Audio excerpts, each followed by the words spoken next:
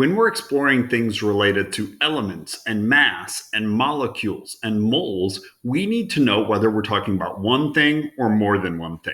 So the chemistry term for that is a pure substance. A pure substance means we're talking about just one chemical.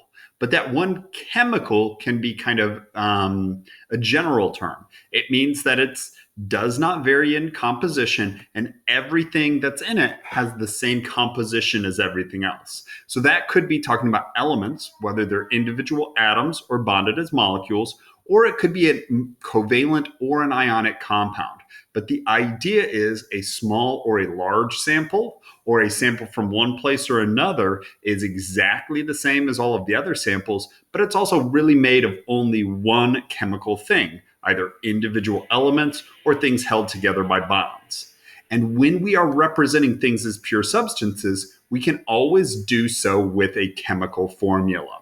So on the periodic table, we have the symbol for 118 elements, and those elements combine in millions and millions of ways to make formulas.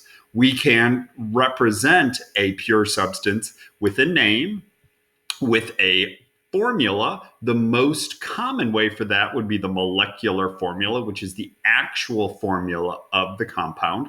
Sometimes we reduce that to empirical formula, which we'll review here. But we can also look at it in terms of a picture or structural formula that shows us bonds and often electrons. And then even starting to look at how those atoms are connecting a little bit more three-dimensionally, or a little bit more how they fill.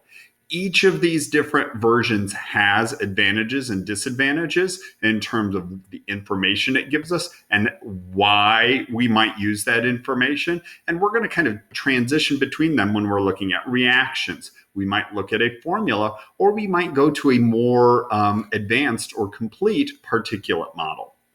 But when we're looking at all of these things, it comes back to the law of definite proportions, which was a big part of our understanding of what makes things atoms and compounds. So a sample of a compound, regardless of where it came from, who made it, how we made it, so whether it's naturally occurring or made in the lab, they have the exact same proportions of the elements, and that's what defines them as a pure substance.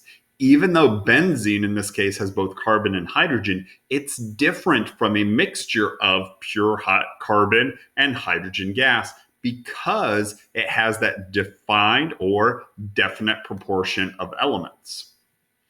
And we can explore that by looking at empirical formula and percent composition, which we'll do in the next video.